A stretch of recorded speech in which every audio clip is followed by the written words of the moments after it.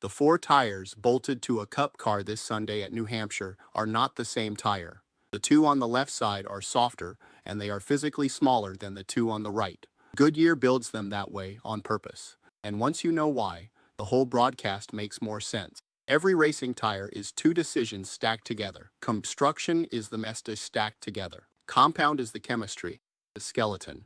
Compound is the rubber recipe. Carbon black, resins, and oils blended into a tread that has to keep working at around 320 degrees. Softer rubber means more grip and faster wear. Harder rubber means less grip and longer life. Think of a shoe. A soft gum sole grips a gym floor and wears smooth by spring. A work boot sole lasts for years and slides. On an oval, you only turn left. Every lap, every corner, for hours.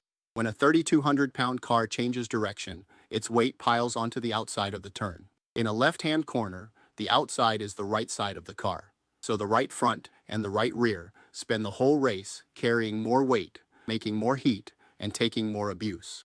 The lefts ride light and stay cooler. So the right side gets the tougher build, and the left side gets the softer rubber. The sizes are different too. At New Hampshire, the left side tire measures 88.5 inches around. The right side measures 89.7. That 1.2-inch gap is called Stagger. A bigger tire covers more ground per revolution, so the car naturally wants to roll left, the same way a paper cup rolls in a circle. Air pressure splits the same way, 14 psi in each left side tire, against 30 in the right front and 26 in the right rear. Goodyear builds four families of dry slick, and the track decides which one shows up in the hauler. Speedway rubber for Daytona and Talladega, intermediate for Charlotte, Las Vegas, and Kansas. Reinforced road course tires for Watkins Glen, and short track tires, the softest thing Goodyear makes. New Hampshire gets the short track family, built for maximum grip and heavy fall-off on purpose.